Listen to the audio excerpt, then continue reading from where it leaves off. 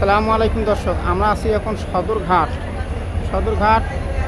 দেখুন এই যে লঞ্চগুলো, বিশাল বড় বড় লঞ্চ, একতলা, দুইতলা, তিনতলা। দেখুন এই লঞ্চগুলো বরিশাল যায়, ঢাকা টু বরিশাল, বরিশাল টু ঢাকা, তারা এইভাবে জয়সা করে। দেখুন এগুলো সবগুলো লঞ্চ, বিশাল বড় বড় লঞ্চ। দেখুন লঞ্চগুলো,